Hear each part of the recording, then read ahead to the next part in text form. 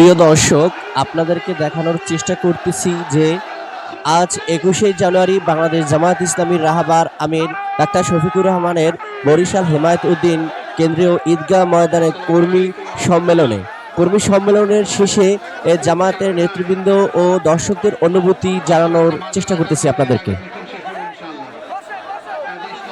আজকে বাংলাদেশ জামাত ইসলামী ডাক্তার শফিকুর রহমান যে বরিশাল এসে হেমায়েতুদ্দিন ঈদগাহ ময়দান যে বার্তা আপনাদের কাছে পৌঁছে দিয়েছে, বার্তা পেয়ে আপনারা জামাত ইসলামের পক্ষ থেকে কি কাজ করার উদ্দীপনা বা ইচ্ছা আছে যদি আমার কাছে একটু শেয়ার করেন।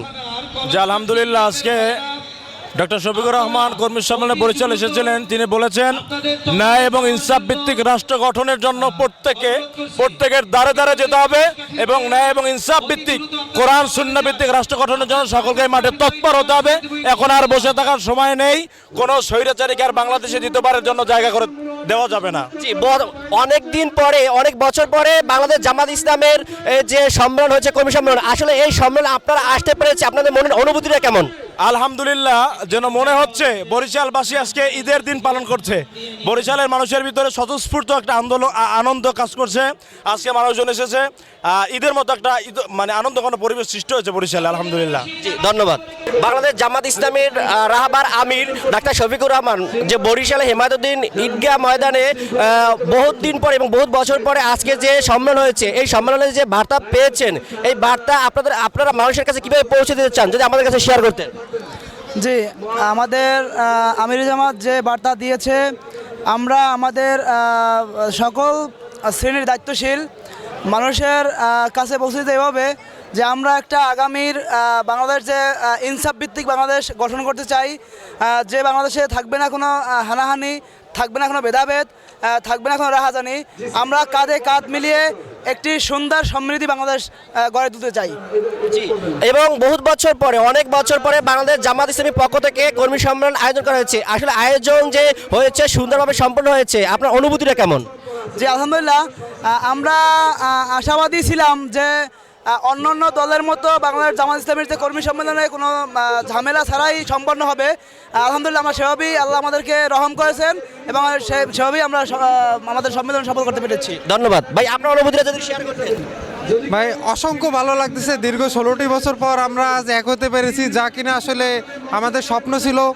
যদি 5ই আগস্টের সেই ছাত্র অভ্যুত্থান না সংগঠিত হতো তাহলে হয়তো বা আজকের এই দিন দেখতে পেতাম না। তো আল্লাহকে ধন্যবাদ এই দিন দেখানোর জন্য যে আজ আমরা ওপেন ফিল্ডে সমবেত হয়ে যে আজকে এই কর্মী সমাবেশ বাস্তবায়ন করতেছে, এর জন্য আল্লাহর কাছে শুকরিয়া আলহামদুলিল্লাহ। জি, যুবকদের অবদান অনেক বেশি। আপনি আসলে যুবকের পক্ষ থেকে আপনার অনুভূতিটা কেমন?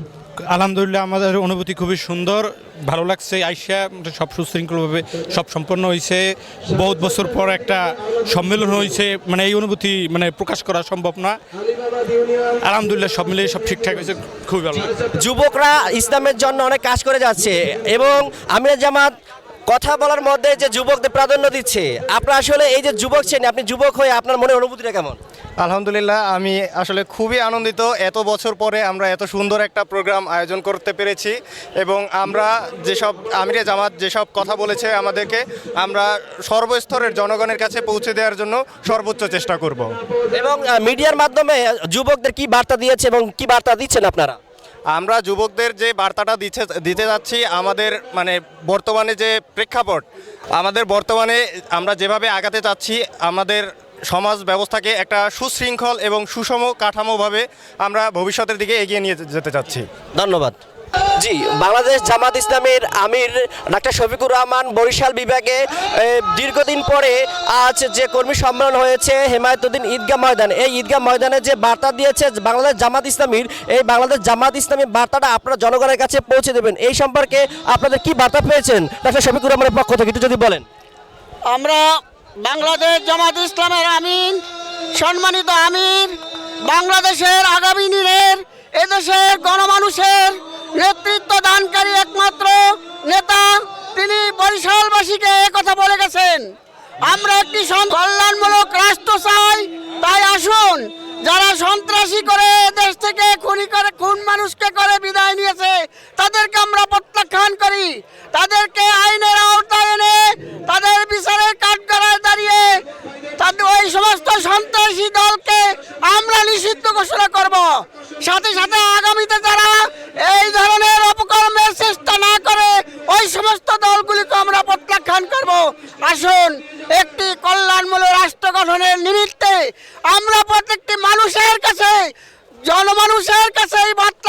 পৌঁছিয়ে দেওয়ার জন্য আমি আহ্বান করছি। হচ্ছেন বরিশাল জেলা বাংলাদেশ ইসলামী ছাত্র শিবিরের সভাপতি। আজকে বহুত বছর পরে বরিশালে বাংলাদেশ জামাত ইসলামের রাহাবার আমির ডাক্তার শফিকুর রহমানের যে কর্মী সম্মেলন ছিল, এই সম্মেলন থেকে আপনারা আজকে ছাত্র সমাজকে কি বার্তা দিচ্ছেন? জি, অসংখ্য ধন্যবাদ জানাচ্ছি। আর আজকের যে এই ঐতিহাসিক কর্মী সম্মেলন, এটা আসলে আমাদের বার্তা হচ্ছে যে আগামীতে নতুন বাংলাদেশ গড়ার জন্য আমরা যে শপথ বা প্রত্যয় নিয়েছি, যে সংগ্রাম, সাহস এবং সততা এবং তার সাথে জ্ঞান অর্জনের যে বিষয়টা, সেটাকে সমন্বয় করে আমরা নতুন এক সমাজ প্রতিষ্ঠা করতে চাই। এবং এই বরিশাল অঞ্চল থেকেই আমরা চাই যে আগামী দিনের এই ইসলামী বিপ্লবের ধারা সূচিত হবে এখান থেকেই।